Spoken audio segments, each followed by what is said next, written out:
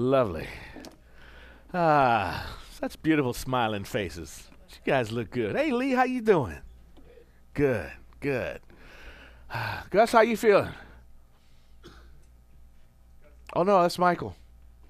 You're Michael. Right, I remember that now. Gus is over there. Hold on a minute. Good morning, everybody. Yeah, it's always morning somewhere. Okay. Oh, that worked. All about the roundabout. I just did a roundabout. Okay. So I'm talking about this this thing called life. This cycle that keeps going round and round. And as I was thinking about life and the immortality and eternality of it and all that kind of stuff, it reminded me of the roundabout. My first roundabout experience was in Boston, Massachusetts. Yeah, people are like, oh, right. They got the rotaries there. I got into one right off of Route 2. And I got in that thing, and I was in the left-hand lane. And I was in the left-hand lane. I was going round and round, and in Boston, if you look to the right or to the left, that's like that is nothing. That does not mean a thing. That just like tells a person to speed up faster to go past you. So there's just no getting out. And a blinker's even worse. That just means that they need to really go faster because you're getting ready to do something really stupid. Because people don't use them; they just move. So I'm going round and round and round. Finally, I get out of the thing. Boom! I pop out. But it was quite an experience. But as I was looking at roundabouts and thinking about roundabouts and studying them a little bit this week, I came across a town called Carmel that has the most roundabouts in the country. And so I get on my Google map and I go up the coast and I'm like, there's no roundabouts in Carmel. No, it's Carmel, Indiana. Carmel, Indiana. They have 100 roundabouts. They took a number of their more dangerous intersections out and replaced them with roundabouts. You know, this was a fascinating little journey here. A little side track we'll do here before we get into the full thing. But I think it really works because what I discovered was that normal traffic intersections, the crisscross intersections, have something called contact points where accidents tend to happen. How many contact points do you think are in a regular intersection? Possible areas where you can come into contact with another car. 31. 31 contact points where you may possibly run into another vehicle going through a regular intersection. How many contact points in a roundabout? 8. So when they put these roundabouts in, what they found was an 80% reduction in injury accidents because the contact points are clearly in regular accidents are broadside head on, rear end, all right? But in the contact points in a roundabout, you're likely to just kind of glance against another car. That's it. And so the injury accidents went down, and overall in the town, accidents went down by 40%. So you may be seeing more roundabouts around the country. They're the first ones, and they are promoting this idea of roundabouts. And it worked for me because this idea of the roundabout being safer made me think about the idea that as we live in the wholeness that is of God, and we allow ourselves to really rely on the circular activity of the divine, that we might have a little bit of a safer life, a more enjoyable experience. And why wouldn't it be that way? I mean, the first thing you see as a child, you open your eyes. Now, granted, mom's face is not perfectly round, but the oval of the face, and then the eyes, the roundness of the eyes. So there's a safety in this image, in this archetypal idea of round. And then the desert fathers and the wisdom people of the East who spent a lot of time because they didn't have Facebook and Twitter and all that kind of stuff, so Netflix and binging. So they just sat around and looked at the sky and thought. And as they looked up at the sky, the horizon from the desert is round. So this roundness is everywhere around us as an opportunity for us to study this thing called life. And even St. Augustine, the Catholic philosopher, said that his famous line is that the center, which is God, is everywhere present and a circumference that is nowhere. The center is everywhere present, but there's circumference that is nowhere. And Emerson was very enamored with the idea of the circle. And he says that when you draw a circle, you can always draw another circle around it and around it and around it, and that's the representation of infinity. So the circle is really our representation of the divine. It's the representation of that center that is within us that extends out of us in infinite concentric circles out into infinity. So as we rely on that idea of this center within and get down into the business of that, we have an opportunity to live in infinity. So that brings us to the roundabout idea. And how do we practice that idea? And I found it, sometimes I actually go to the Manual for Life. There's several of them in the prayer that Johanna talked about. She said, Allah, Buddha, Yahweh, God, Jesus.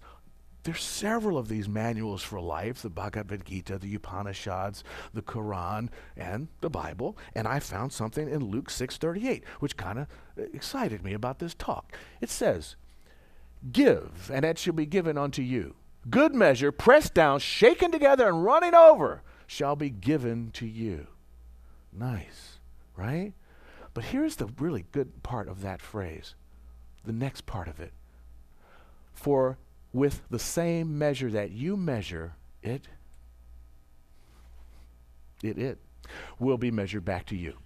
But with the same measure that you measure it, it will be measured back to you. This is the biblical understanding of what Dr. Holmes talks about when he talks about mental equivalence, when he talks about what we believe becomes what we receive. As we embody the idea that we measure, as we measure that idea in our mind, that idea is measured back to us in the opportunity of life. And how is it measured back to you? It's measured down in good measure, pressed down, shaken together, and running over with blessings. So as we get our mental equivalence behind our ideas, as we understand this is what I want to do, and we move away from all the doubts and the yeah buts and really dive down into it, we have this opportunity to experience this pressed down, shaken together, and running over. For what the same measure that you measure it will be measured back to you. Now the key is, in the giving, nature is not stingy, nor should we be stingy in what we give out into the universe. As I was thinking about stinginess, I was like, they're not even stingy with the words. The word stingy is like there's so many letters in some of these words. Penurious. That's a good one. Miserly or poor. Don't be stingy. Parsimonious. Don't be stingy. Don't be frugal. And don't be curmudgeonly. Let it go. Live to the fullest. So as we come to this understanding of what we're going to measure out, as we come to this understanding of who we are within us and what we can give out into the universe, what we can give out into the world and share with each other, we give it our all. We give it our all.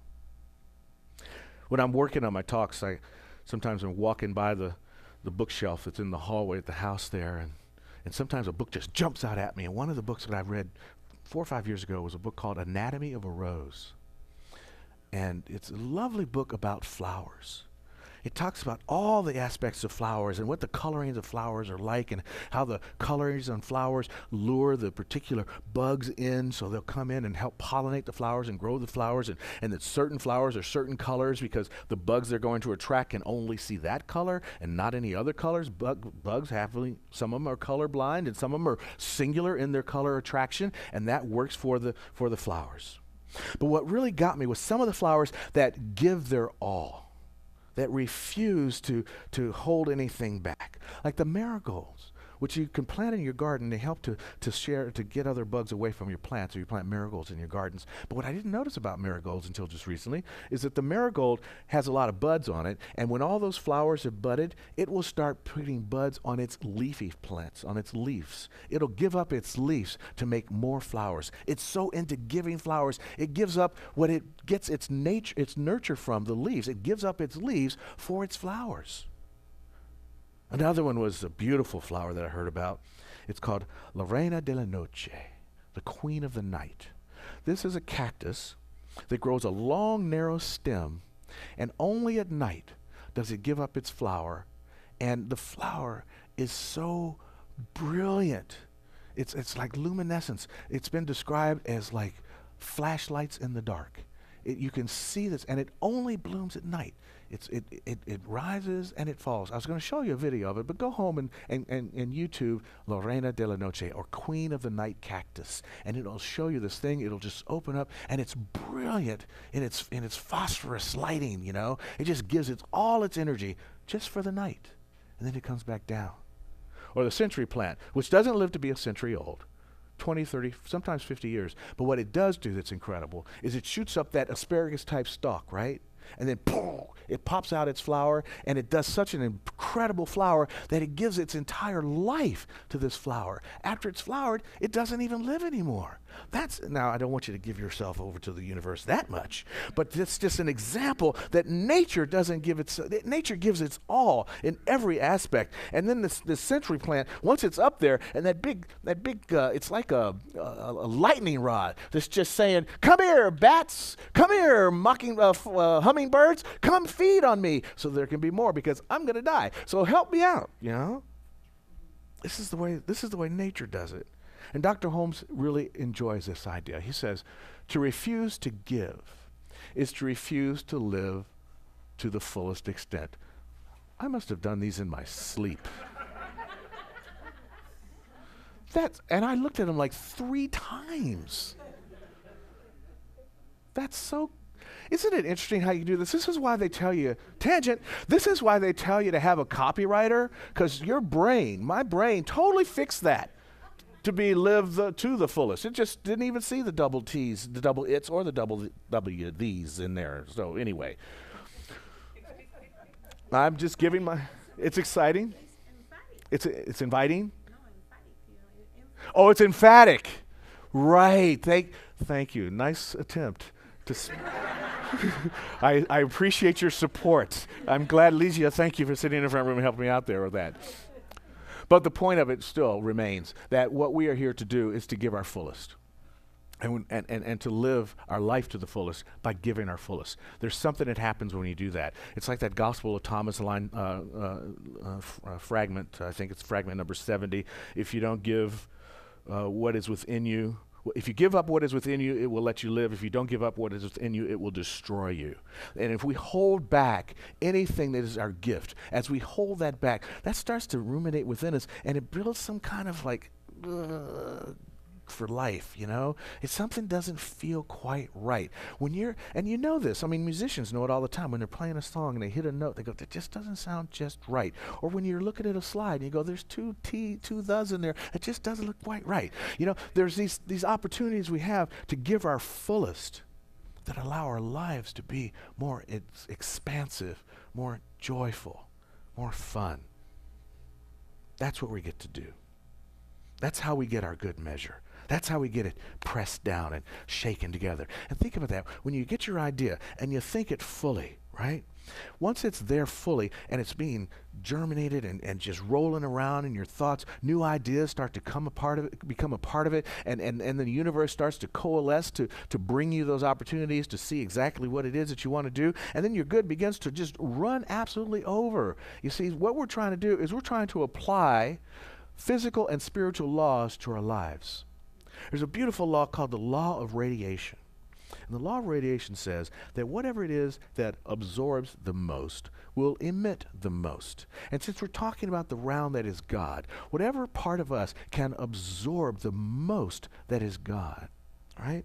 We can get the most inspiration, the most ideas, the most fullness of joy from this spiritual juice that's available to us. The more that we can get, then the more good we can emit out into life itself. You see? So why should we not pull from this greater power, this infinite power that is within us? It's always available to tell us more, to allow us to live more.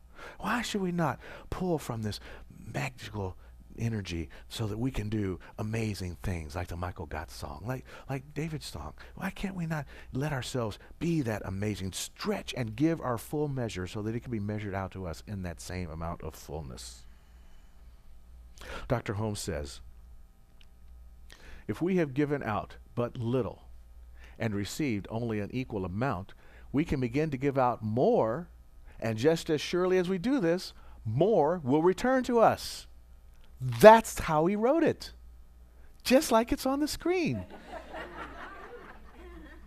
If we have given out but little and received only an equal amount, that's the law of correspondence. That's the law of mental equivalence. If you think a little, you're only going to get a little. If you think a lot, you'll get a lot. That's what he says. So, but the great thing he says is that we can change that. We can begin to give out more.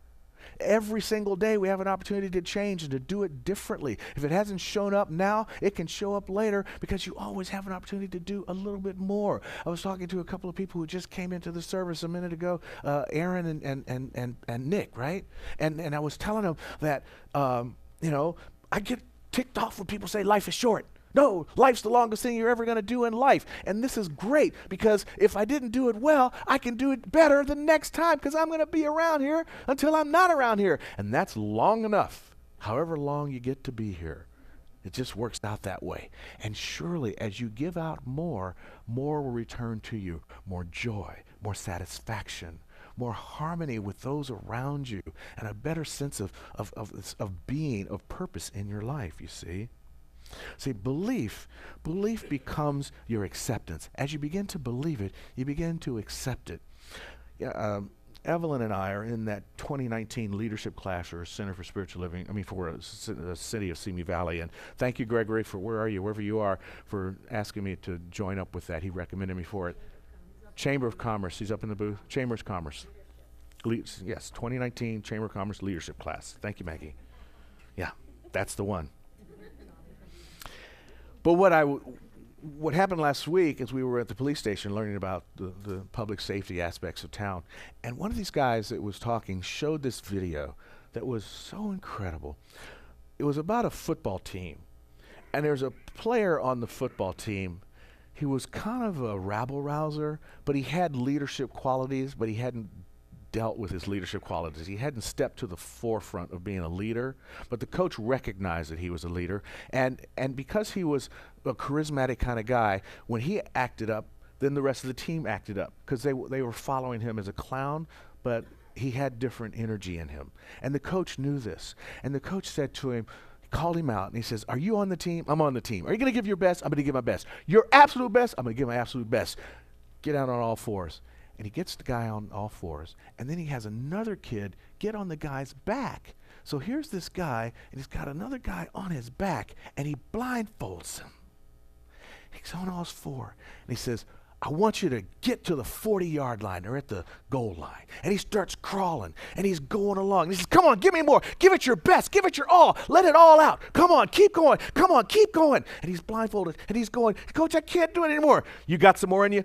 "I got a little bit more." "Then give it all. Give it all." And he finally goes, and he falls down on at the end of the line. He's done. He can't do any more. And he pulls off the blindfold, and he's at the other goal line. He carried that kid 100 yards on his back. He could do more. And whenever we think that we haven't given our fullest, whenever we think we haven't done the most we can do, we can press it down, shake it together, and move a different measure. You can go another 60 yards. And you know how you get to do it? With that infinite power within, that storehouse of energy, that horn of plenty that knows that you're here to do and to exhibit and to execute a divine plan. A divine plan. See, the ideas that you get are not by accident. And the ideas that you get come with the same energy to get you to the goal line. But you must believe. And as you believe and allow that to become your acceptance, it becomes your reality. But again, you must believe in the divine givingness. As we inwardly believe and inwardly conceive, we will outwardly experience. We will outwardly experience. But we must create from that bowl of acceptance. We must lift up the chalice of expectancy, as Dr. Holmes calls it. I love that phrase. Lift up the chalice of expectancy. And then allow the horn of plenty to pour its divine substance into that chalice and drink from it. Metaphorically, that just simply means sit down, shut up, and listen. And then act. Treat and move your feet. Dr. Holmes was so smart. That dude must not have had Netflix. He says, if we are to demonstrate that divine givingness is a principle of the universe, then we must set up a receiving center. Wow. Set up a receiving center. He does not mean go out and get a bunch of telephones and hook them up and call some people that have a phone bank. No, he says to sit down, shut up, go into the gap, and become a receiving center for divine wisdom and inspiration. It will come to you as you believe and accept. Wow. Stuff will happen. Just like Anatomy of a Rose nearly jumped off the bookshelf to tell me about these flowers who give up their lives to do their fullest and to live their fullest. Just like the video of that kid who crawled with another guy on his back 100 yards when he didn't think he could get to the 40. That's what we have within us. We have that kind of power within us to do amazing things if we want to, if we truly come to believe.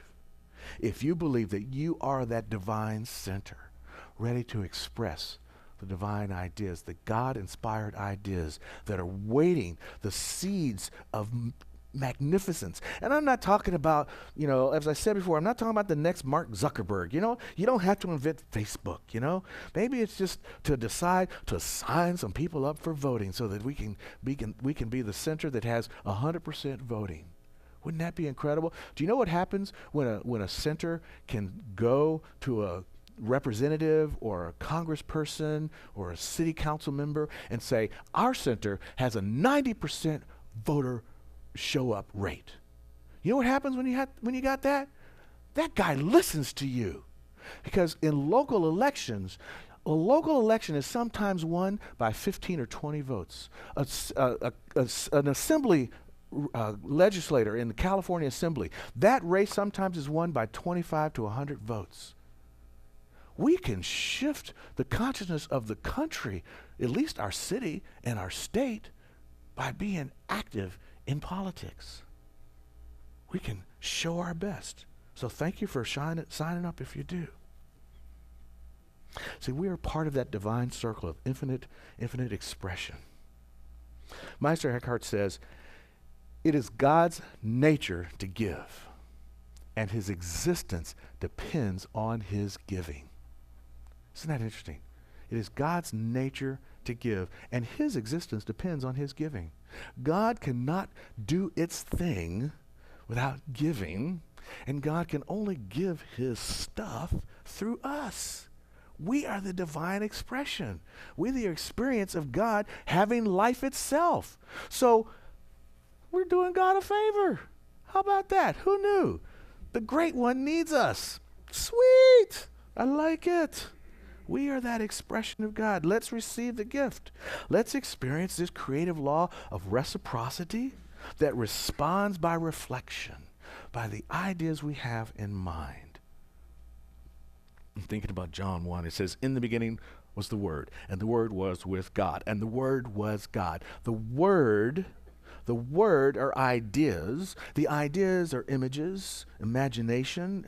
Images are reflected in our consciousness, and then they become reflected in the universe, become the things of our lives, and the things of our lives are the things we receive. As you conceive, you will receive. As you believe, you will accept, you will demonstrate in life.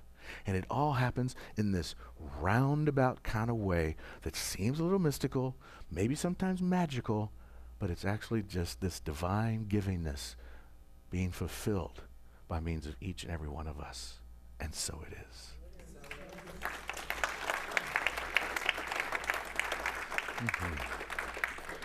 So let's open to our affirmation. Here we are.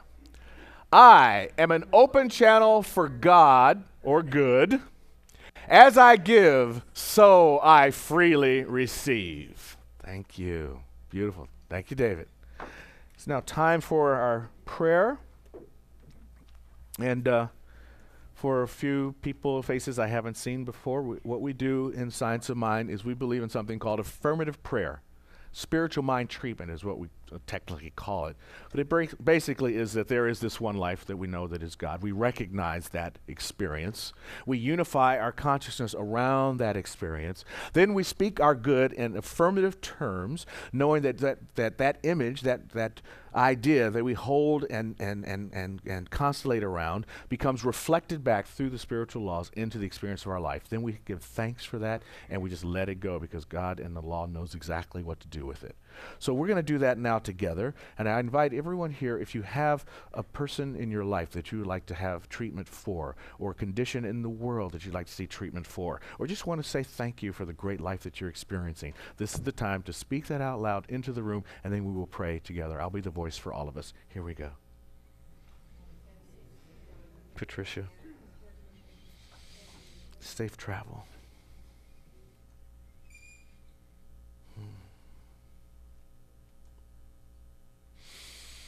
Feeling the divine presence in this space and knowing that there's only God, there's only the one that is not diminished by all of its individualized expressions, but the multiplicity of experiences, of entities, of ideas, does not do anything more than glorify the one that is so open-hearted, that in its divine wisdom it has given its love to each and every one of us. It's given its free will to each and every one of us to use that love and to combine it with law to bring experiences into our lives which exhibit more harmony, peace, and joy on the planet for each and every one of us. I'm knowing this is the truth of our being today, and as we apply this law in our life, we know that it brings for each and every person that has spoken a prayer for or about or condition that has been brought to the forefront, it brings those laws into full expression so that God may be more fully expressed by means of each and every one of us through the experience of right action, through the experience of divine goodness, through the experience of harmony in relationships, through the experience of right employment, through the experience of resolution of disharmony, of forgiveness of sins that have been mistakes, that have been foisted upon us by those that were expressing love in a way that didn't land properly with us in the first time around.